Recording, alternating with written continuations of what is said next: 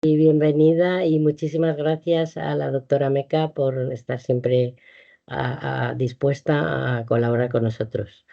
Em, Vamos a hablar hoy sobre el embarazo y sobre qué hacer si tengo esclerosis múltiple y quiero quedarme embarazada. Ya a día de hoy sabemos que la esclerosis múltiple no nos cierra la puerta del embarazo, pero sí que vamos a ver las recomendaciones de la doctora para hacerlo de la mejor manera posible, las precauciones que hay que tener y bueno, lo que ella tenga que contarnos a este respecto. Sabéis que desde la Fundación tenemos también un programa para mujeres jóvenes y, bueno, mujeres embarazadas y donde os podemos ayudar a llevar a cabo pues todo el proceso. Como siempre, esta sesión va a ser grabada y por eso os hemos desconectado el audio y la cámara. Más tarde os enviaremos el link para que las personas que no puedan verlo o quieran verlo de nuevo, pues puedan hacerlo. Y sin más preámbulo, bueno, al final de la sesión contestaremos a todas las preguntas que nos habéis enviado y a las que puedan ir surgiendo durante la charla. Así que ahora sí ya, Virginia, por favor, cuando quieras. Pues buenas tardes, Carmen. Muchas gracias por la presentación. Agradeceros a vosotros el haberme invitado y la confianza, que es un placer para mí estar aquí. Y agradecer a todos pues la asistencia y espero sobre todo que resulte útil en la sesión. Voy a compartir, a ver si consigo hacerlo. A compartir pantalla aquí. Me decís si se ve correctamente, que yo no la veo. Sí, perfecto, sí. ¿Lo Sí, se ve. veis?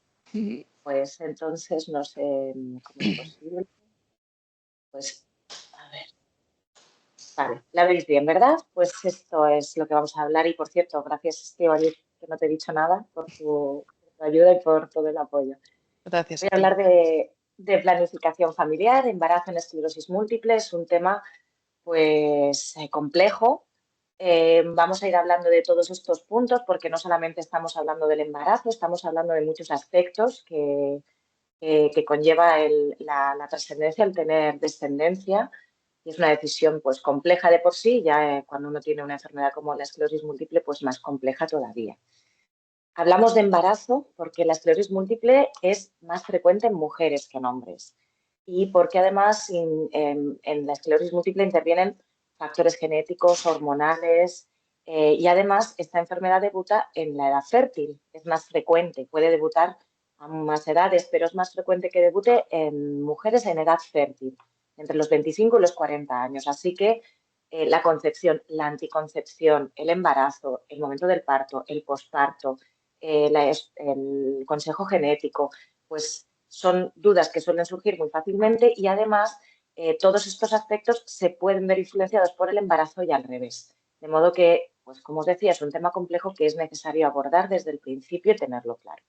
Entonces, empezando por la herencia, que es una de las dudas que suele surgir cuando alguien pues está recién diagnosticado y es una preocupación grande para las futuras mamás y los futuros papás, pues decir que la esclerosis múltiple no es una enfermedad hereditaria, no tiene una herencia mendeliana que pasa a los hijos como tal, pero sí es una enfermedad que tiene un componente genético, de modo que el riesgo de tener la esclerosis múltiple en los padres, de transmitirlo a los hijos, pues es un porcentaje muy pequeñito, estaríamos hablando de un 3% aproximadamente, porque es cuánto porcentaje de probabilidad que hay de compartir determinados genes. Pero es una enfermedad que se ve muy afectada por factores externos, es decir, por factores ambientales. Ya sabéis, ya habéis oído hablar de la vitamina D, de algunos virus, que eso ha sido pues, muy sonado, del tabaquismo, de la microbiota, es decir, que hay un ambiente que tiene que interaccionar con los genes para que se produzca la enfermedad, de forma que, pues como os digo, el concepto es que no es una enfermedad hereditaria y no es necesario el consejo genético. En cuanto a la fertilidad, no se ve afectada por la esclerosis múltiple. No hay más riesgo de tener niños con alguna malformación. Algún estudio ha relacionado la esclerosis múltiple con el tener niños con un tamaño más pequeño, pero en otros estudios no se ven estos resultados. Y no hay riesgos asociados en hijos de padres con esclerosis múltiple. En cuanto al momento del embarazo, que es pues algo que produce cierto temor o cierta incertidumbre, como os decía, en todo el mundo y en personas con esclerosis múltiple, pues más. El embarazo es un estado en el que se produce una situación muy especial porque se produce un estado de tolerogénesis, que llamamos nosotros, es decir, que la mamá se hace tolerante, tiene las defensas más bajas para tolerar al futuro habitante, que es el futuro bebé, el feto, que va a estar en su interior durante un tiempo. Y la idea es que el cuerpo no rechace a ese nuevo invitado que va a estar durante 9 meses ahí, de modo que esta unión feto-placenta forma parte de un sistema inmunológico especial, ¿vale? Y el concepto es que las defensas estarían diferentes o más bajas y el ambiente es como más tolerante para este feto. Y este ambiente de tolerogénesis es mucho más marcado en el tercer trimestre. Esto empieza desde el principio, pero mucho más importante en el tercer trimestre. Y aquí, bueno, pues obviamente durante todo el embarazo hay cambios hormonales, estrógenos, cortisol, progesterona, que van incrementándose a lo largo de todo el embarazo y que en el posparto van a disminuir. Y todas estas hormonas y estos componentes que van cambiando, pues también tienen un papel, además de en el embarazo, en la esclerosis múltiple.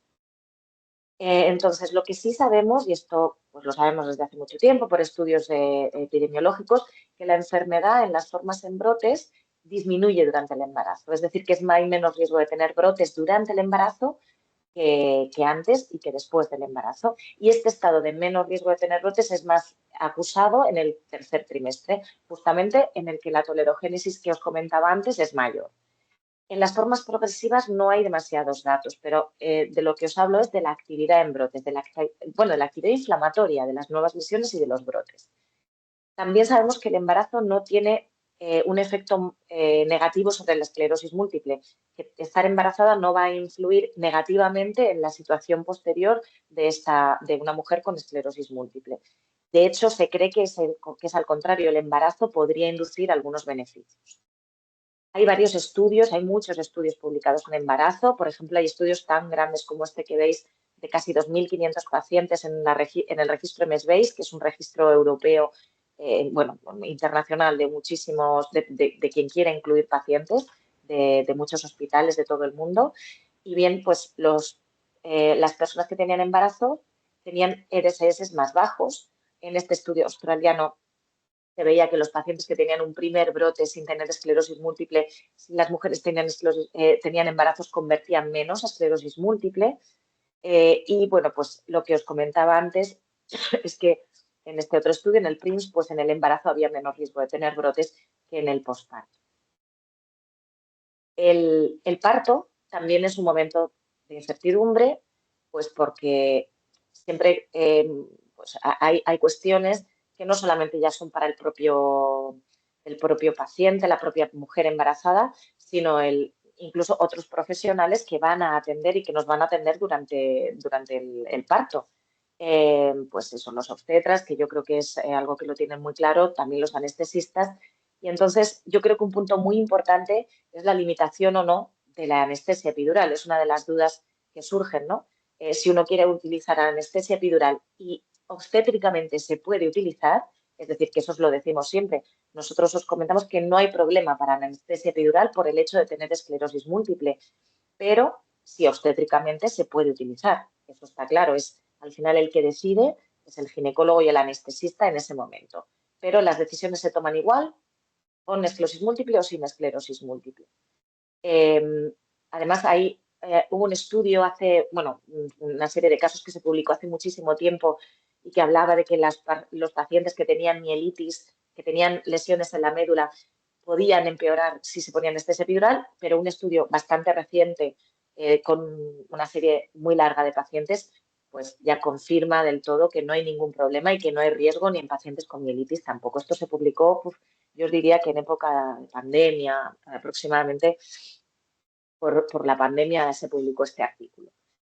Tampoco hay más riesgo de partos instrumentales, es decir, que se pueden instrumentar los partos si son necesarios o se pueden hacer cesáreas si esto es necesario. Sí que es verdad que en las pacientes que tienen más discapacidad, con EDSS más altas, sí hay más riesgo de que el parto tenga que ser instrumentado, es decir, que necesite una mujer, si tiene más discapacidad, ayuda en el momento del parto, pues porque tenga más fatiga, pues eso, porque tenga más discapacidad y precise de asistencia o de ayuda. Pero en cualquier caso, este tipo de situaciones y este tipo de planificación sí se puede hacer antes del momento justo del parto. Y además, no es ni un embarazo de riesgo, el embarazo en las mujeres con esclerosis múltiple no es de riesgo. Otra cosa es que nosotros pues, prefiramos que se siga de forma hospitalaria en vez de en el ambulatorio, pues por hacerle un seguimiento más estrecho, pero se pueden llevar un embarazo en el ambulatorio sin ningún problema porque no es un embarazo de riesgo y tampoco es un parto de riesgo. Y esto se muestra en que las mujeres con esclerosis múltiple tienen el mismo tiempo de hospitalización que las mujeres que no tienen esclerosis múltiple en el posparto y, a no ser, bueno, este tiempo sí se incrementa un poquito con la discapacidad. En lo referente al posparto, pues es un momento que inmunológicamente es completamente distinto al embarazo. Aquí ya las cosas cambian. Os decía que hay determinadas hormonas que van aumentando y el ambiente tolerogénico se va incrementando hasta el tercer trimestre, que es el pico más alto, pues en el posparto todo esto desciende.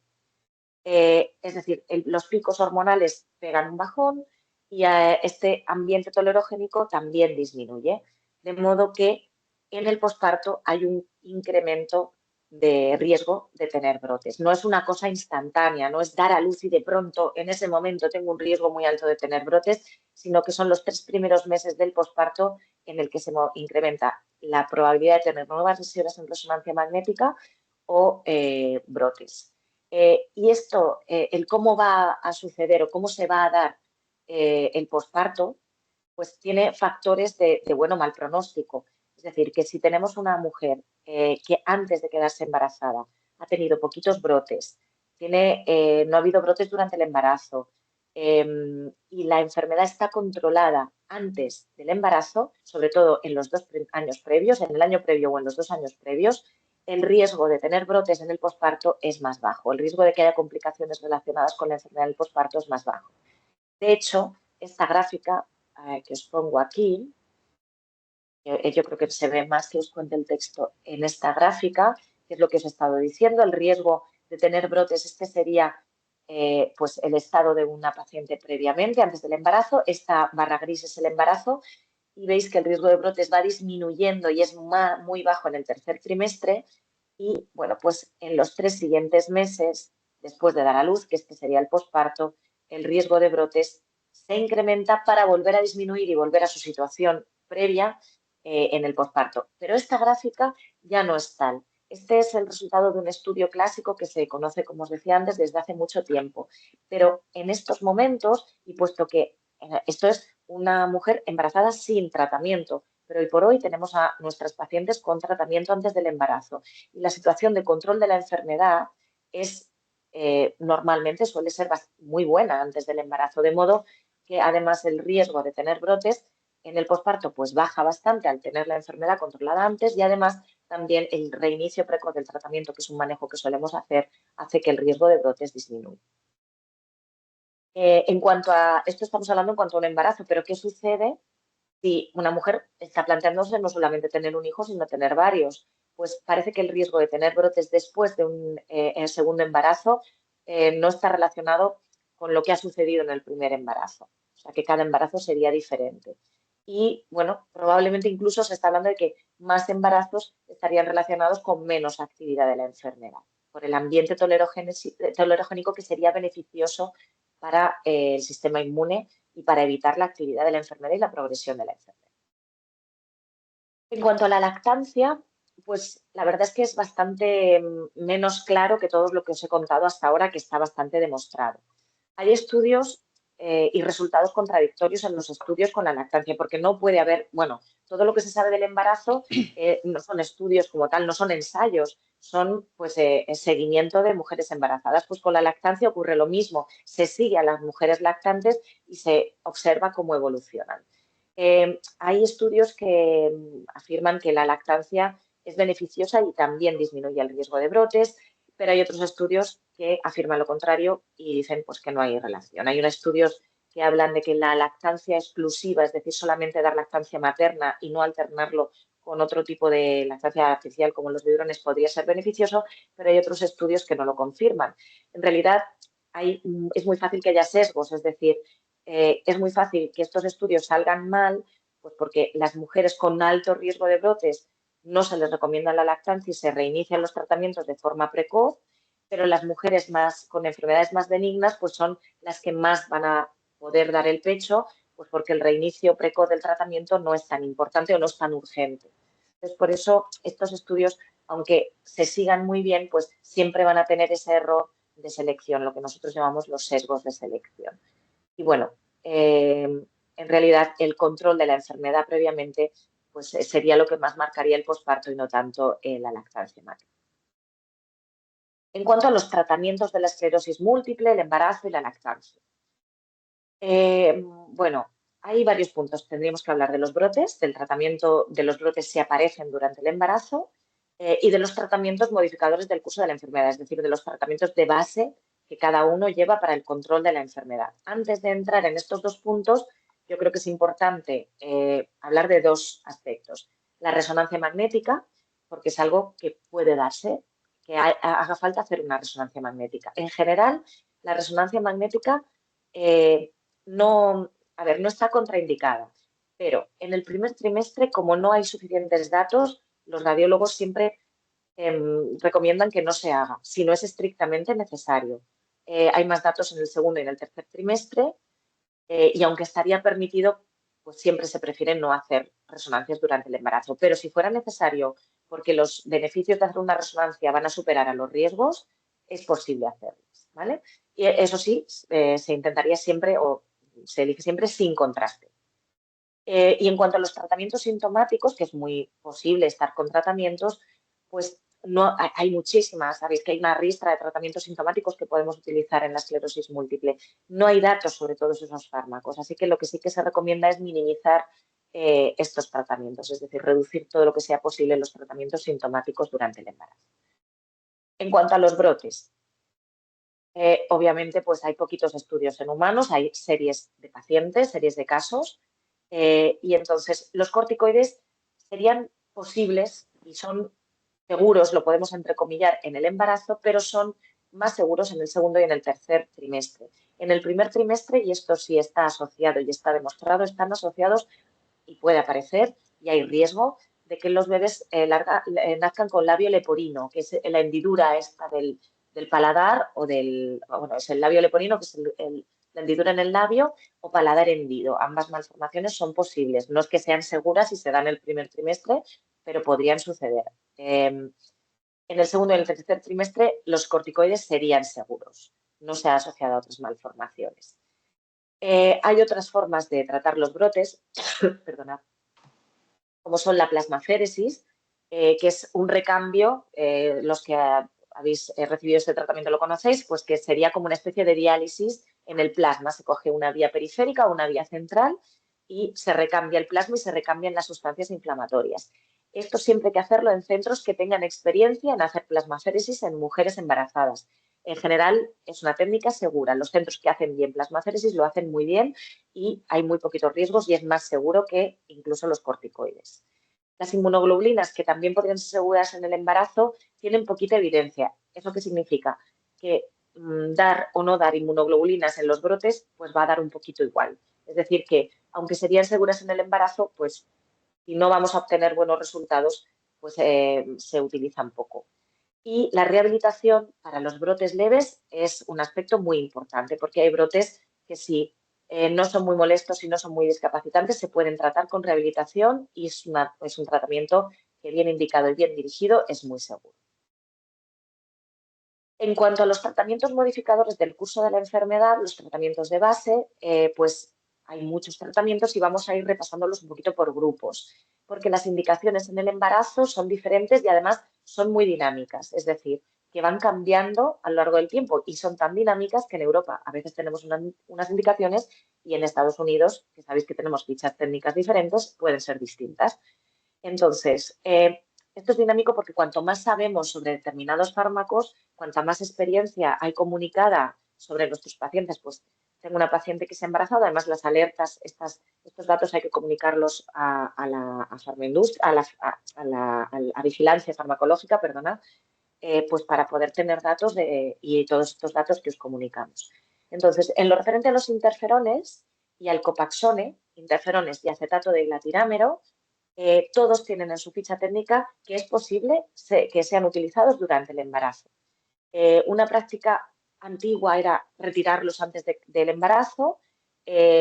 Conforme se fue viendo que fueron seguros, los retirábamos justo antes justo en el momento en que la mujer se enteraba de que estaba embarazada. Y ahora una práctica muy habitual es o mantenerlos durante todo el embarazo si hay riesgo de que haya brotes, si el neurólogo considera que el riesgo de brotes es alto, o pues cuando se confirma el embarazo retirarlos, porque pues la mujer estaría protegida por ese ambiente tolerogénico. La eficacia de los inyectables es moderada y sí podría ser la eficacia de los inyectables equiparable a la eficacia del embarazo, previniendo brotes. Con lo cual, pues de todas formas, pues todo esto se consensúa, se decide con la paciente, con los pacientes, con los futuros padres, para pues, llegar a un acuerdo de cómo llevar mejor el embarazo en los pacientes con inyectables. Aquí tenéis varios orales, Tecfidera, Tecfidera, que se comportan de forma diferente. Con dimetilfumarato, con Tecfidera, también la situación ha sido bastante... bueno, no os he comentado, pero que luego lo hablaremos, que la lactancia con los interferones y con el Copaxone también está permitida y también es segura, y además se han publicado series también largas de embarazo y de lactancia segura con los inyectables.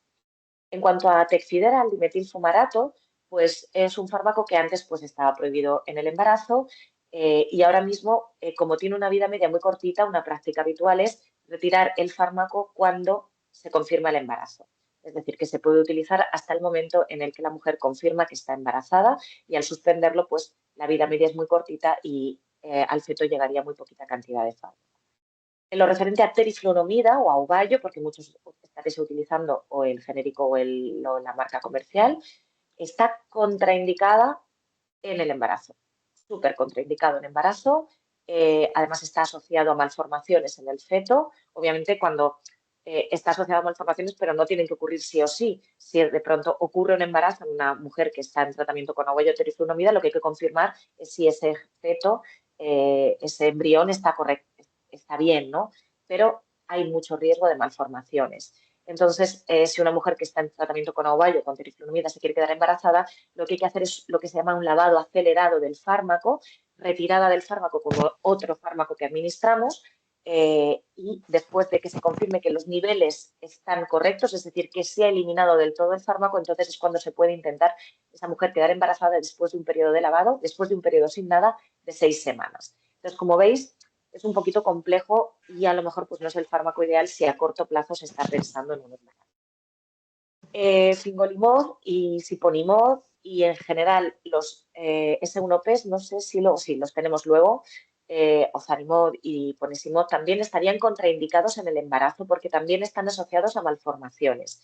En este caso, el periodo de lavado, en este caso no hay fármaco para retirar este tipo de fármacos, ni Gilenya, ni Siponimod, o sea, ni Maifen, no tenemos fármaco para eliminarlo, con lo cual habría que suspender el fármaco y estar un periodo muy largo de 3 meses sin tratamiento. Entonces, lo que se haría en este periodo de tiempo sería sustituir el fármaco por otro, por no estar en un periodo de tiempo tan largo sin tratamiento, además al haber retirado un fármaco como estos que pues, tienen riesgo de que haya un rebote de la enfermedad. Estas mismas indicaciones ocurren con Ceposia, con Ozanimod y con Ponesimod, que aquí no lo tenéis, pero que también ocurriría. Es el Ponvory. En cuanto a natalizumab, pues con natalizumab también las cosas han cambiado mucho. No ha habido, hay mucha experiencia con natalizumab y embarazo, hay muchas series de datos publicadas y bueno, las recomendaciones con natalizumab en estos momentos con Tisabri, porque los estudios que hay con respecto al embarazo son con Tisabri, con la marca comercial, pues el Tisabri apenas llegaría al feto durante el embarazo porque estamos hablando de moléculas muy grandes. Como es un fármaco muy seguro, normalmente lo que se hace es mantener los embarazos de las mujeres con Tisabri con el Tisabri. En el momento de la gestación se espacian las dosis, Es decir, que si lo damos cada 4 semanas durante la gestación, se suele administrar cada 6 semanas para administrar menos fármaco, pero tener la enfermedad controlada, y eso sí se retiraría en el tercer trimestre, porque sí que se ha asociado el Tysabri con alteraciones de la coagulación en los fetos de madres con Tysabri que se han administrado en el tercer trimestre. Cuando una mujer está en tratamiento con Tysabri es que tiene una enfermedad muy agresiva, y sí que se recomienda el reinicio precoz de Tysabri después del posparto. Después de los 10-12 días del parto, se recomienda volver al Tysabri. Como os decía, al ser una molécula grande no atraviesaría barrera placentaria y parece que a la leche se excreta en muy poquita cantidad. No hay suficientes datos, pero bueno, pues la poquita cantidad que se excreta sería metabolizada por el bebé con los ácidos del estómago, y parece que la lactancia sería segura. Pero bueno, pero esto también es algo que hay que consensuar con las mamás, porque quizá pues no hay suficiente evidencia para decir que es muy, muy segura y 100% segura, pero bueno, la teoría es esta y esta es la información que se debe recibir y tomar una decisión en común. Voy a hablaros primero de ocrelizumab y ofatumumab, y después ya hablaré de cladribina. Con ocrelizumab las cosas pues estaban un poco en el aire. También es un anticuerpo monoclonal, también es una molécula grande. Sabéis que se administra cada 6 meses y que la ficha técnica de Estados Unidos y de Europa era diferente. La americana recomendaba 6 meses sin administrar el tratamiento para quedarse embarazada, y la europea 1 año, que a todos nos parecía demasiado tiempo. Luego os voy a poner unos datos que se han presentado en el ECTRIMS, en este congreso de Copenhague, el congreso europeo en el que acabamos de estar prácticamente todos los neurólogos que vemos esclerosis múltiple. Y bueno, pues se han presentado 2 estudios muy largos con una serie muy larga de pacientes, que muestra que ocrelizumab sería seguro administrado, pues no en un periodo de lavado tan largo, sino que los fetos expuestos a ocrelizumab no tienen más riesgo de malformación, no tienen más riesgo de inmunosupresión en el posparto, y además la lactancia, porque ha habido 2 registros muy grandes, también uno de lactantes, también sería segura en estos pacientes. Luego os muestro más datos, pero vamos, con ocrelizumab el periodo de lavado se acorta, se hace más cortito, y pues no llega ni al primer trimestre las recomendaciones que solemos dar. En cuanto a ofatumumab, que es pues parecido a ocrelizumab, se tienen menos datos porque está pues comercializado desde hace muy poquito tiempo. Y aquí, bueno, no se recomienda ofatumumab en el embarazo. Se hablaría pues a lo mejor de 6 meses sin el tratamiento, que también nos parece pues demasiado tiempo. Y aquí, pues si se cumple ficha técnica, son varios meses sin el tratamiento, pero bueno, pues cada neurólogo también hará sus recomendaciones con los pacientes, y se llegan a acuerdos con los pacientes, pero en general, pues si se cumple la ficha técnica, son varios meses los que habría que estar sin el tratamiento. Y en cuanto al entuziumab, que es de entrada, está contraindicado en el embarazo, pero sabéis que es un tratamiento que se administra en ciclos, 1 año y en el segundo año, y 6 meses después de haber administrado la segunda dosis, pues las pacientes estarían libres para poder quedar embarazadas. Con cladribina, que es un fármaco que también está contraindicado en el embarazo, en este caso lo que también, de la misma forma, una vez que se administran los ciclos, porque es como al entuziumab, que también se administra a lo largo de 2 años en unos meses, cuando pasan 6 meses desde la última dosis, también la paciente es libre para quedar embarazada, sin tomar en cuenta la opinión del neurólogo ni tener que tener ninguna otra recomendación. Muy cortito y muy rápidamente, hablar de la anticoncepción, que los anticonceptivos se pueden utilizar en mujeres con esclerosis múltiple. De hecho, se deben utilizar si se quiere evitar el embarazo, que no protegen de los brotes, y bueno, pues que se puede utilizar cualquier método anticonceptivo eficaz que cada uno considere. Y en cuanto a la reproducción asistida, pues la reproducción asistida no está prohibida en ningún caso en los pacientes con esclerosis múltiple, sería segura. Hay algunos fármacos que se administran para las técnicas de reproducción asistida que son que tienen una evidencia de ser más seguros que otros en cuanto al riesgo de presentar brotes, que yo creo que esto los especialistas, los ginecólogos que se dedican a este tipo de tratamientos se los conocen muy bien. Los agonistas de la GnRH se asocian más a brotes que los antagonistas, pero este tipo de fármacos pues, no se utilizan en mujeres con esclerosis múltiple, se utilizan muy poquito en general en estas técnicas. Y sí que es cierto que pues, cuando no se consigue el embarazo, el riesgo de presentar un brote en los 3 siguientes meses después de haber sido sometido a estas terapias pues es un poquito más alto. Lo mismo que os contaba después del parto. Y ya pues para concluir, la planificación del embarazo en esclerosis múltiple, aunque parezca muy complejo, muchos tratamientos, en realidad cada paciente está con un tratamiento concreto y cada paciente es individual y tiene sus propias circunstancias. Pero yo creo que es importante y se recomienda introducir el tema pues cuando hablamos o cuando diagnosticamos a una paciente con esclerosis múltiple, que los neurólogos participamos en el embarazo de nuestros pacientes porque aconsejamos sobre el momento más adecuado para quedarse embarazada en lo que se refiere a la enfermedad. Es una decisión muy trascendente el hecho del embarazo y, por supuesto, hay que consensuar y hay que respetar los deseos de las pacientes, pero las pacientes tienen que tener, bueno, las pacientes, los pacientes, su entorno tienen que tener toda la información eh, adecuada para poder tomar una buena decisión en lo que se refiere a la gestación.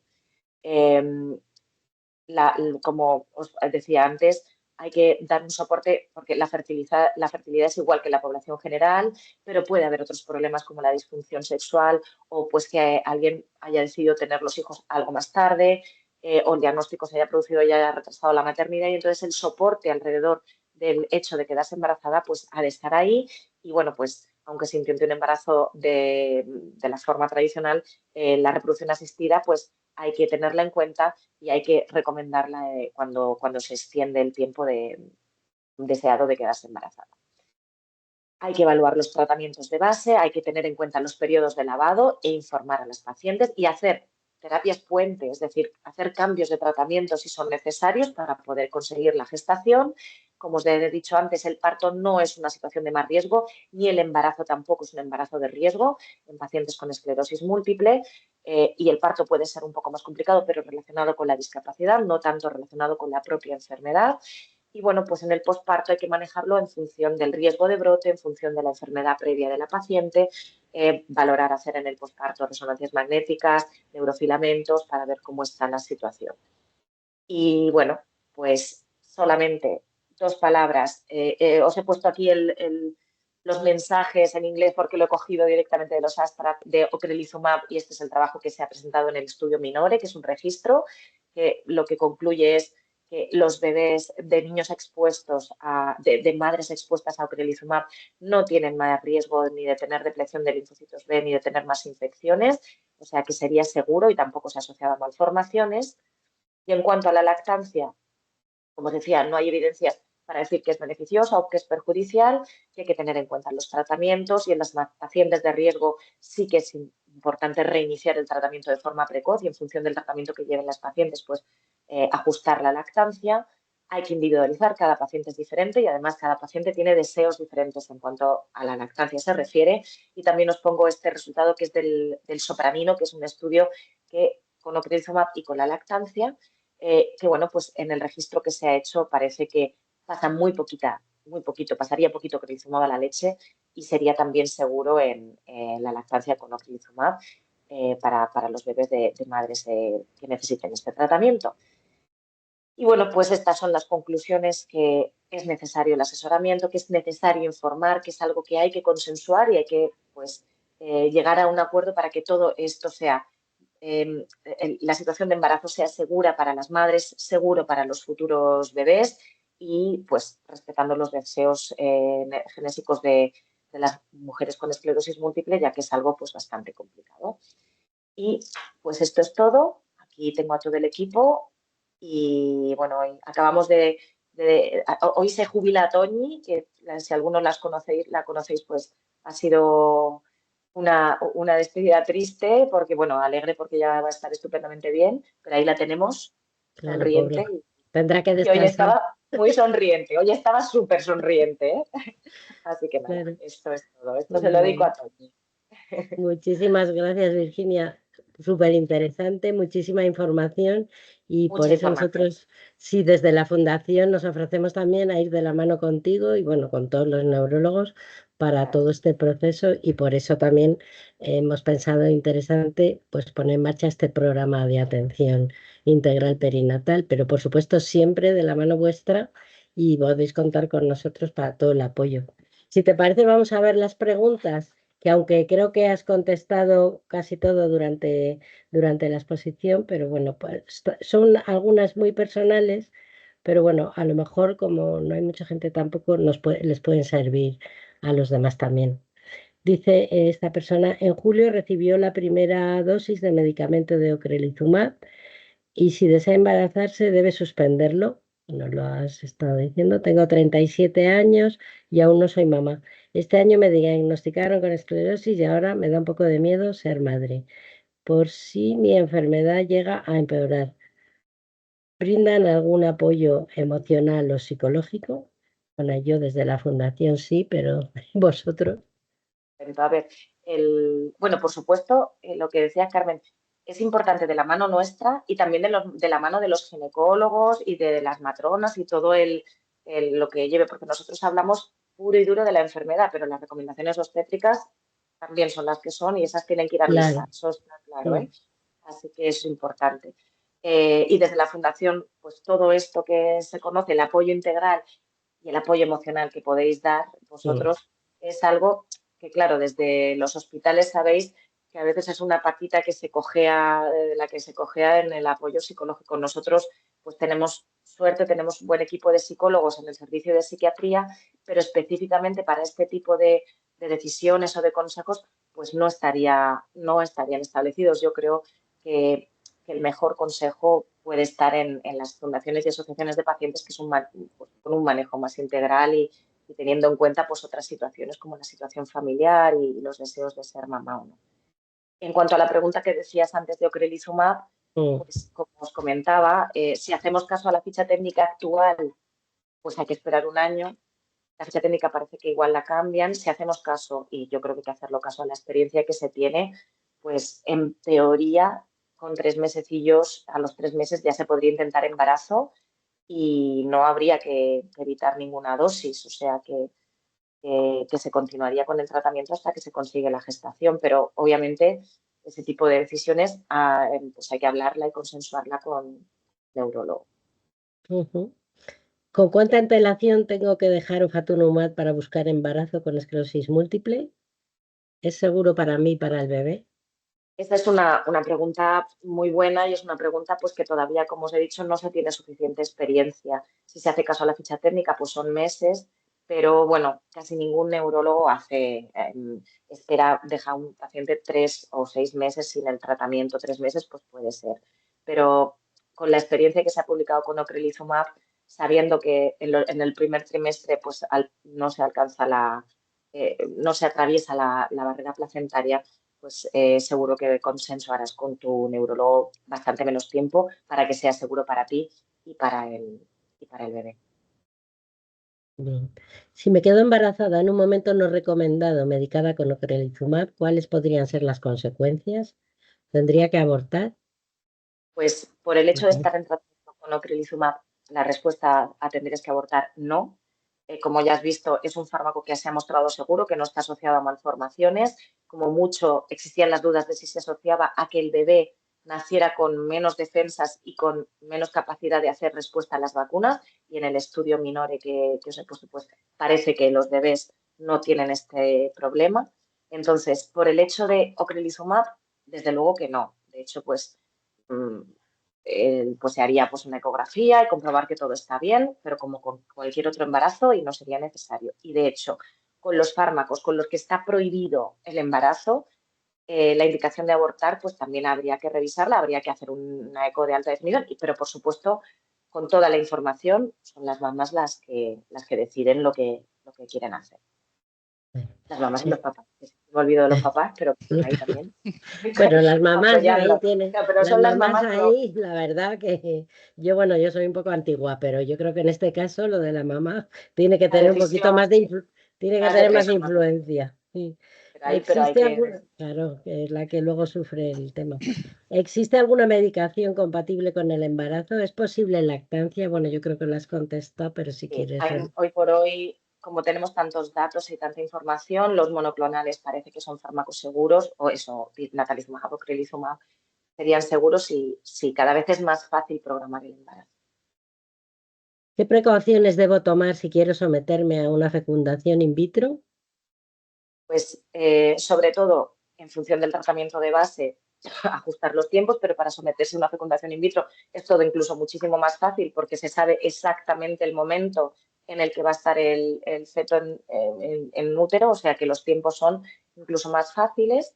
Y luego simplemente que el ginecólogo, el que se va a encargar de esa terapia, sepa que tienes esclerosis múltiple bueno, nosotros con la consulta, yo creo que eso lo hacen todos los compañeros también, pues os hacemos un informe con esa información que os he puesto en la diapositiva, diciendo pues que hay que evitar determinados tipos de fármacos. Pero ya está, yo creo que los ginecólogos que se dedican a este tratamiento lo saben y lo conocen, pero tienen que conocer su enfermedad.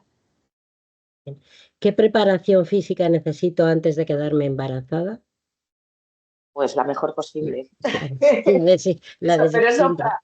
para Sí, esclerosis múltiple hay que estar siempre en forma. Y para ser mamá con esclerosis múltiple y sin ella, también, la también, mejor posible. La claro. mejor posible, pero siempre siguiendo las recomendaciones, porque cada embarazo es diferente y puede, aunque tengas esclerosis múltiple y tu embarazo no sea de riesgo, puede ser de riesgo por otra cosa. Entonces hay que Claro, hacer claro. caso La a mejor los posible ginecólogos. para ti, claro, Para ti, entonces nos para tienen que cada persona. ajustar. Hay quien puede hacer ejercicios y hay quien no puede. Entonces Ujú, eso le tenemos que hacer caso a nuestros obstetras. claro. ¿Cuándo retomar la medicación después de dar a luz? Dependiendo del fármaco, ¿no? Claro, depende del fármaco y depende del riesgo de brotes que se estime con tu médico. Entonces, pues dependiendo de la enfermedad. Cuando son enfermedades muy agresivas, os vamos a recomendar reiniciarlo lo antes posible. A ver, os vamos a recomendar reiniciarlo lo antes posible. Esa va a ser nuestra respuesta, siempre. Pero claro, hay que negociar, si queréis decirlo así, La tenemos que negociar la lactancia, ¿no? lactancia. Mm, Entonces, bueno, pues en pacientes con una enfermedad leve moderada o con poca actividad, pues la lactancia es algo que, pues, eso, pues las mamás quieran hacerlo, pues obviamente se reiniciaría el tratamiento más tarde. Cuando se tiene una enfermedad leve moderada no se suelen tener anticuerpos monoclonales que son los más compatibles con la lactancia. Se pueden hacer lactancias con inyectables, se pueden hacer lactancias sin tratamiento, monitorizando con resonancia magnética. Los neurofilamentos, ahí es que en el embarazo, como suben los neurofilamentos, son un biomarcador que bueno, no puede es estar fiable. alterado, pero está bien también, se puede monitorizar con los neurofilamentos, o sea que hay muchas formas de ajustar y de hacer que las mamás puedan hacer el embarazo y la lactancia como ellas quieren. Muy bien. Pues ya estarían las No, preguntas que nos habían llegado. perdón, Sí, ha caído una pregunta en el chat que la ajá. voy a realizar. ¿Vale? Vale, sí, sí. Sí. Nos preguntan que qué se sabe del fumarato de diroximel y el embarazo. Pues, a ver, el fumarato de hidroximel, el Vumerity, que lleva poquito tiempo, bueno, poco tiempo, ya va para 2 años, creo yo, 3 comercializado, pero se sabe menos que con el dimetilfumarato. Como el fumarato de hidroximel sería igual que el dimetilfumarato antes de ser metabolizado, o sea que al final se metaboliza en lo mismo. Entonces, los datos de embarazo serían los mismos, se extrapolaría igual, pero no hay datos ahora mismo publicados o series largas publicadas con el Vumerity, pero podríamos decir que al convertirse en el mismo fármaco una vez tomado, pues los datos serían los mismos que con Tecfidera, es decir, que suspenderíamos una vez que se confirmara el embarazo. Muy Muy bien. bien. ¿No Muchas tienes más gracias. preguntas, Arturo? Muy No, bien, no ha pues caído ahora, ninguna más. vale, yo quería abusar ahora un poco de Virginia porque, porque quería preguntarle que sé que viene de Ectrims y si nos puede hacer así un resumencillo rápido o algo así, que escucha buenas noticias y me gustaría que nos lanzaras un mensaje así de optimismo. Pues sí, como os decía, hemos estado, yo creo que todos los neurólogos, casi todos, que hay quien se ha Mm, quedado defendiendo los castillos, eh, y ha sido un Extremes bien interesante, muy concentrado, porque han sido menos días de lo habitual, pero muy interesante. Y yo creo que mensajes y cosas, bueno, sería imposible resumir todo, pero yo creo que de lo más importante que nos han contado en este Congreso Europeo, yo creo que hay que resaltar que se han actualizado los criterios diagnósticos, que eran muy esperados, que desde hace muchos años, de 2021 no teníamos criterios diagnósticos nuevos y entonces pues se han actualizado los criterios diagnósticos. No están publicados todavía, pero se han comunicado los cambios que se van a hacer. La enfermedad sigue siendo la misma. pero lo que van a permitir los nuevos criterios diagnósticos es anticiparnos al diagnóstico, pero siendo precisos, no siendo más imprecisos, porque hay más pruebas que se incluyen en estos nuevos criterios, pues los potenciales evocados vuelven a aparecer, las cadenas ligeras kappa, o sea, hay otras pruebas que se van incluyendo, otras pruebas de resonancia magnética para anticiparnos y ser también muy sensibles y ser muy específicos, es decir, no dar falsos ni positivos ni negativos. Y una novedad muy interesante que se incluye en los criterios diagnósticos son, pues, darle nombre y darle trascendencia e importancia a esas lesiones en la resonancia magnética que nos encontramos, pero en pacientes que todavía no tienen síntomas. Entonces, bueno, no se habla los criterios diagnósticos no hablan de tratamientos, no hablan de cuándo hay que tratar, solamente se habla de diagnosticar, pero ya incluir esas lesiones, ese es lo que se llama síndrome radiológico aislado, lesiones sin síntomas en el pool, en el espectro de la esclerosis múltiple, lo que nos abre la puerta incluso es a la prevención. O sea Claro. que Pero claro, ¿cómo te buscas unas lesiones si no tienes ningún claro, síntoma? pero ocurre en muchas ocasiones pues que hacemos una resonancia por un dolor de cabeza y Mm. nos encontramos con lesiones que no han dado síntomas. Bueno, pues ese seguimiento se incluye y bueno, pues Sí, que no se quede en un no, síndrome aislado claro, nunca más, sino pues no hacer se un queda en un seguimiento. cajón desastre. Lo han rescatado pues para que estandarizar un poquito el seguimiento. Yo creo que es bastante interesante. No se habla de tratamiento como tal, pero sí al menos, bueno, pues se recoge dentro del círculo de este grupo de enfermedades. Y bueno, pues yo creo que es bastante interesante, aunque, como os digo, no se habla de tratamiento. En el lectin se ha hablado mucho de biomarcadores, que también son muy interesantes, porque ya sabéis que pues, poder medir la actividad en el suero es algo interesante, hay que democratizarlo, hay que poder utilizarlo en todos los pacientes porque es importantísimo y entonces se ha hablado mucho del significado de los biomarcadores, de los neurofilamentos y otros biomarcadores de neurodegeneración. Se quieren aterrizar, se quieren no solamente suben, bajan, sino aterrizar y a ver qué utilidad tenemos qué utilidad tiene real para el paciente en el día a día. De eso se ha hablado también mucho en ECTRIMS. Se ha hablado mucho de la progresión que no percibida, que es algo muy interesante porque, bueno, pues parece que fuera de los brotes no hay enfermedad y sí que la hay. La Ya sea, valoración cognitiva a lo mejor o... de cognición siempre se habla, pero bueno, pero darle importancia a la progresión, sea física o sea cognitiva, independiente de los brotes, es importante. Y bueno, pues también se ha hablado, ya se había hablado el año pasado, del papel de la calidad de vida del paciente midiendo esto, ¿no? Porque los pacientes también son sensibles a estos cambios. Y la calidad de vida a veces también pues avecina o puede ayudarnos a saber cómo está en global el paciente. Se ha hablado de esto también. Y en cuanto a tratamientos, se ha hablado mucho de tratamientos, mucha experiencia de tratamientos, muchas series de pacientes y de nuevos tratamientos con mecanismos de acción súper interesantes. Yo no me gusta dar como mucho... soy muy optimista, pero no me gusta dar platillos Ya, ya, y lanzar bombos porque hay que ser cautos, ¿no? sí, sí. Pero bueno, hay varios fármacos y varios ensayos que se han presentado que van a empezar a ponerse en marcha con moléculas que podrían ser neuroreparadoras y no tanto inmunosupresoras, que actúan directamente en el sistema nervioso central y eso es súper interesante, que tengamos moléculas que van a donde tienen que ir, ¿no? A reparar. Y luego, con fármacos que sí que son inmunosupresores, se han presentado los resultados de un ensayo clínico en formas secundariamente progresivas sin actividad, que estamos Eso es hablando la de bomba. que no tienen tratamiento ahora mismo y que ha salido positivo de Sí. tolebrutinib. Entonces, bueno, las cifras no son muy exageradas, pero sí que han sido positivas y parece que pues este grupo de pacientes podría tener una oportunidad para ralentizar el curso de la enfermedad. Entonces, bueno, pues eso Mm. hay que ver qué sucede. Además, yo creo de los estudios, ha sido negativo en brotes, en las formas en brotes y positivo en formas progresivas, que esto no es lo Justo habitual. al revés que siempre, claro. Que estamos Sí, siempre acostumbrados, es muy bueno en brotes, los brotes, claro, pues las formas progresivas, pues esta vez al revés. Entonces, bueno, claro. pues es una buena noticia tener más herramientas o poder tener potencialmente herramientas. Esto tendremos que ver luego eso, aterrizarlo, porque además como querían comunicar los resultados, hay gran parte de los datos del ensayo que han quedado sin analizar, ¿no? Entonces, bueno, pues ya Porque han el propio cambiado laboratorio mucho. comunicó, hizo un comunicado de prensa y todo esto también. Yo creo que antes de ECTRIMS ya también había mucha expectación. Ya, Nosotros mismos también teníamos mucha expectación.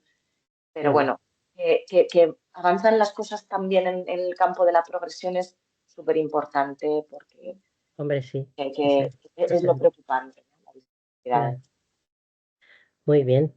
Pues muchísimas gracias, Virginia. Gracias por tu día a día y por hoy y por estas jornadas que siempre, ya digo que siempre estás disponible. Prepárate para diciembre, el 16, Diciembre. que Nos queremos, preparamos. queremos hacer un post-ECTRIMS. No lo he dicho, Ahí está. pero la doctora Meca es la responsable de la unidad de esclerosis múltiple del Hospital Universitario de la Princesa. Yo creo que no hacía falta decirlo, pero por si acaso. Y bueno, muchísimas gracias por esta tarde, como digo. Muchísimas gracias a Merck también por hacerlo posible y hasta pronto. Espero que os Muchísimas haya gracias. resultado interesante y que, bueno, y que para cualquier cosita, pues estamos en contacto todos. Muchísimas Eso es. gracias. Muchas gracias, Carmen. Gracias a Un todos. abrazo, un abrazo. Muchísimas gracias. Gracias, a ti también. Hasta luego. Gracias. Gracias. Adiós.